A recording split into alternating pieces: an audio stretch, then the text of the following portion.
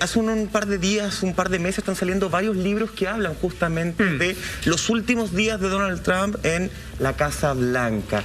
Hoy día, justamente 21 de septiembre, se está lanzando el libro que uno puede decir es el más importante, el más develador de sus últimos días, en los cuales incluso se habla de que algunos temieron por su integridad emocional y de las catástrofes y consecuencias que eso podría traer. Oye, este libro que se llama Peril, o sea, peligro, así de frentón, es tremendamente escandaloso, es súper tendencioso y no por eso deja de ser tremendamente menos interesante respecto a lo que relata en torno a las grandes figuras de poder que rodeaban a Donald Trump en los que son los últimos días, ni siquiera de su mandato presidencial, sino antes del asalto al Capitolio.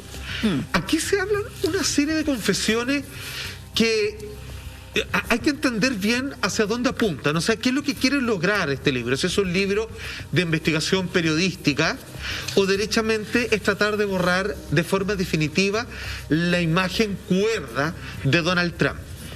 Quiero decir simplemente de que es difícil tratar de hacerle un cariño a Donald Trump sin que uno mismo caiga en una especie de tendencia contraria o rebelde.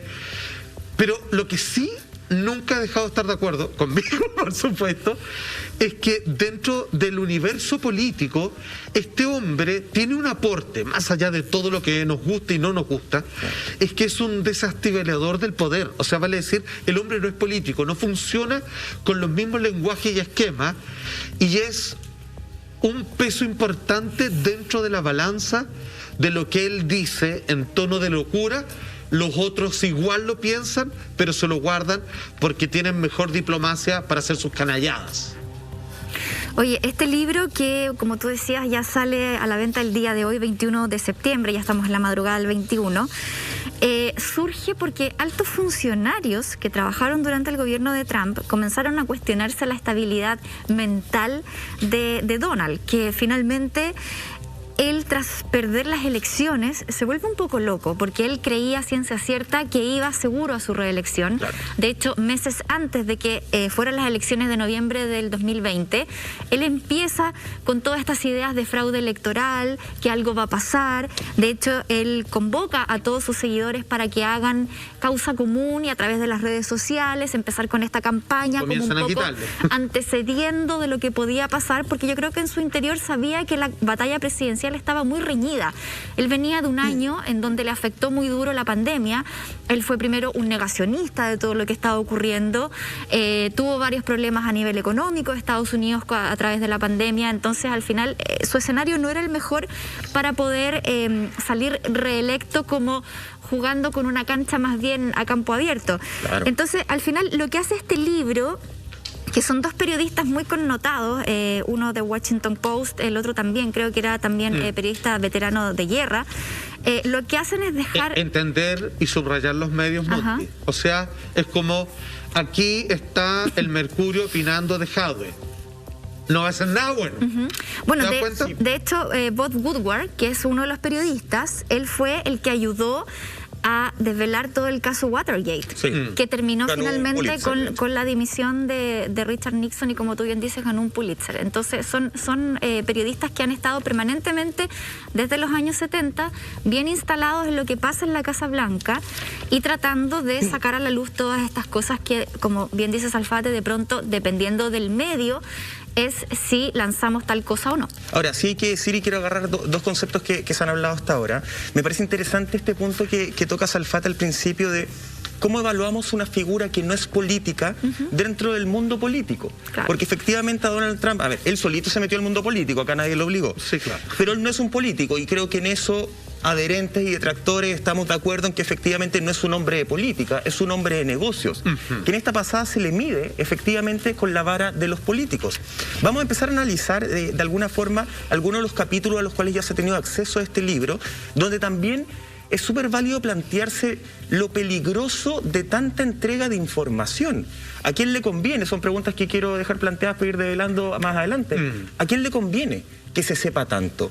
Acá sí hay una visión, yo no sé si decir sesgada de la realidad, no, pero sí hay una visión que viene desde el lado de aquellos que estaban en el poder con Donald Trump, aquellos que partieron, en el caso, por ejemplo, del jefe de Estado Mayor conjunto, el señor Mark Milley, él fue designado por Donald Trump, y en un principio ellos eran muy cercanos, tenían mucha buena onda, hasta que empezaron más o menos las diferencias en las manifestaciones justamente por George Floyd, donde él sacó una fotografía bien polémica con Donald Trump y él después pidió disculpas incluso, y ahí se empezó a distanciar porque él sentía que la forma de Trump de estar manejando un poco todos estos disturbios no le conviene a la carrera de nadie. No llegaba a su poder. Ese es el problema.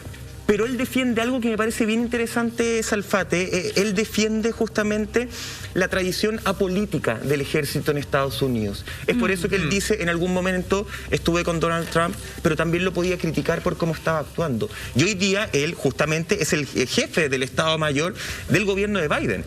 No es como que tenga que ser de un lado o de otro, se van complementando. Ahora, con respecto al periodista y que decía Monty, él ha hecho sobre todo el... que mencionaste, se me fue el nombre. Sí, Bob Woodward.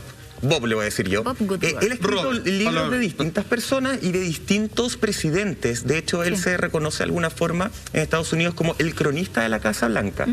Hay que ver qué tinte le ha puesto a los presidentes del otro bando, por decirlo de alguna forma. Por ejemplo, el de Obama se llamaba Las Guerras de Obama, donde todo el gobierno de Obama salió en masa a decir qué bien parado quedó Obama después de este libro, porque hablaba de todo el esfuerzo que él ponía justamente en la negociación de la guerra a Afganistán. Ahí podía haber, y uno podía empezar a entender una especie de sesgo político desde la escritura. Absolutamente. Ahora, tú mencionabas a Mark Milley, ¿cierto? El general, el jefe de Estado Mayor. La gran voz de este libro, de alguna forma. Es que de todas maneras, mira, pasa lo siguiente, cualquier reportaje político se mete en el personaje en cuestión sobre el que versa, en este caso el hombre, digamos, Donald Trump, en donde este libro cuestiona su cordura mental. Yo siempre he dicho, ahora esto no es gratuito, no es tampoco así como un exabrupto de levantar el puño en alto y decir algo en contra de alguien. Hay estudios formales que determinan que si tú eres un político tienes un grado de sociopatía y psicopatía relativamente importante.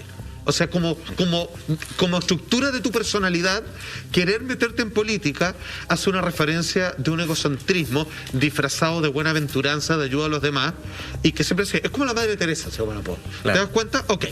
Entonces, ¿qué es lo que pasa? Con respecto a aquello ya voy a profundizar, pero veamos lo que dice este jefe del Estado Mayor y que está mencionado en este libro, antiguo jefe de Trump, todavía con el mismo cargo, junto a Biden. Dice, ¿estaba seguro de que Trump había entrado en un grave deterioro mental tras la elección? Bueno, eso me parece una redundancia para los políticos, ya.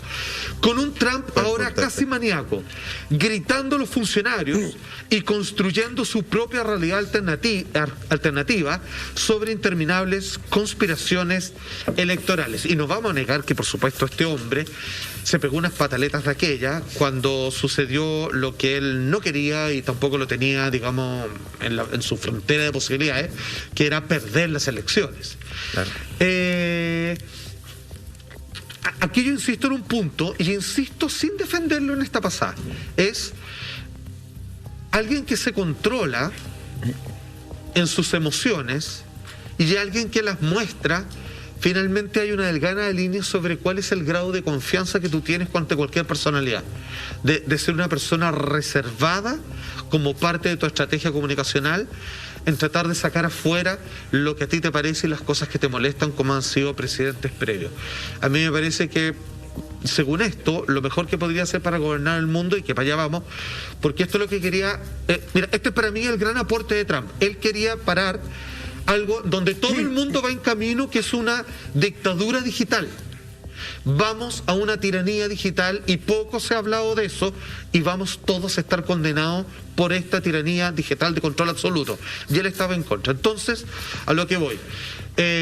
Yo, hasta lo que entiendo, un psicópata es aquel que es capaz de cuchillar a alguien con una sonrisa en la cara. Claro. Y eso es más o menos un político. Y abrazar a la familia de lado. Absolutamente. Entonces, el hombre ha mostrado lo suyo y, insisto, sin defenderlo en esta pasada, eso le jugó en contra, pero para mí lo hace más humano más imperfecto que un robot, que parece que es lo que quieren que nos controle. Pero las altas esferas de poder al interior del Estado Mayor Conjunto le tenían miedo, no a él, sino a su reacción o a lo que hubiera sido capaz de hacer si en este caso, por ejemplo, Mark Milley no actuaba deliberadamente, es decir, tomar el control por sus propias manos. Recordemos que él hizo una reunión el 8 de enero, una reunión secreta, para poder revisar todo el procedimiento militar, y él fue súper enfático diciendo: no acepten órdenes de nadie más que no sean las mías. O sea, si viene el presidente de Estados Unidos a decirle tal cosa con respecto a movilización militar dentro o fuera del país, ustedes no le hagan caso, tienen que hacerme caso a mí. Entonces, eso habla, y ahí yo rescato un pero punto de lo que tú dijiste. Eso me refiero a ese... O sea, a mí me parece gravísimo ese punto. Solamente, te lo paso la pelota, pero actualmente hasta los que son contra el presidente, como probablemente los que estamos acá sentados, finalmente dicen que hay que respetar la figura de él. O sea, lo podemos criticar, pero no podemos echarlo a patada. Ya, pero aquí entramos en otro punto, y esta es una visión muy personal. O sea, yo creo que acá... a ver, como dice el Estado Mayor Conjunto, y esto tras lo que ocurrió el 6 de enero en el Capitolio, ellos mostraron toda su disposición a proteger la Constitución y proteger al país de cualquier enemigo, ya sea interno o externo. Que los dejaron hacer. Así sea este enemigo interno, el mismísimo presidente de Estados Unidos. Entonces, yo creo que ellos, en su misión de proteger al país, trataron de actuar para evitar que el presidente tomara malas decisiones. ¿Pero quién define Yo lo veo desde esa manera. Ahora, otra cosa que hizo Mark Milley, por ejemplo... que el asalto al Capitolio. O sea, yo te escucho y tú me dices lo que ellos dijeron. ¿Tú qué opinas? ¿Tú crees que no era evitable eso? Yo creo que era evitable. Absolutamente. Pero claro. Entonces, que sí, me parece que lo dejaron ser. Entonces, ¿quién atacó el Capitolio? ¿Trump, la gente o la gente que lo dejó ser para echarse a la gente y a Donald Trump? Pues puede ser una mezcla de todo, porque, a ver, Trump llamó a una convocatoria a marchar al Capitolio. Eso lo hizo públicamente en una conferencia que él dio en un punto de prensa en la Casa Blanca. Alienó a sus seguidores, los seguidores hicieron esta marcha. De hecho, él fue súper enfático en decir que tenían que pelear como fieras por el país, y también, previo a eso, dijo que tenían que marchar hacia el Capitolio para poder animar a los parlamentarios, como él lo mencionó, porque si no, nunca recuperaremos el país con debilidad. O sea, claro, quizás él en su mente... quizás más ingenua, pensó que sería solamente una marcha, ir a protestar afuera del Capitolio, pero lo que no sabía es que sus seguidores eran capaces de eso y mucho más. Pero eso, por ejemplo... Entonces, yo también, solo para terminar, Mike, yo también creo que eso pudo haber sido evitable, porque con la inteligencia que existe en Estados Unidos y con toda esta organización que hubo a través de las mismas redes sociales, claramente algo iba a pasar. Ahora, solo para cerrar el punto de Mark Milley, él habló con el jefe del ejército chino para decirle que calmaran el tema, porque Estados Unidos no estaba pensando atacar nuclearmente o hacer ningún tipo de ataque contra China. Entonces, como que ahí tratando un poco de apaciguar los ánimos con esta otra potencia que se sabe que tiene un conflicto muy grande desde que... Lo de China va a estar interesante. No estoy de acuerdo en nada. Es que por eso yo digo, por ejemplo, sé que Perdón, no estoy de acuerdo o atacamos en nada. a Hitler o lo dejamos que crezca. Yo no sé si él podría haber sido nuestro gran salvador de China, si eso es lo que pasa. No nos gustan los medios, no me gusta cómo se expresa, pero imagínate el error que ha tenido Chile de votar en política por quien nos cae bien versus quien nos cae mal, pero quizás haga la pega. Es muy peligroso eso. Entonces, cae bien Trump por ningún motivo. Oye, está súper interesante la conversación, pero antes de continuar, me gustaría hacerle una pregunta a ustedes dos. A ver, ¿qué cosa cuenta? A ver, ¿cuántas veces en la vida ustedes han tenido real ganas de caer en la tentación de probar algo completamente nuevo? Tú dices como algo en situaciones hot. Exacto. Bueno, yo caí en la tentación con estas papas fritas Inferno, spicy cheddar exquisita. Yo les digo, atrévete a disfrutar del placer de su sabor. Qué rico.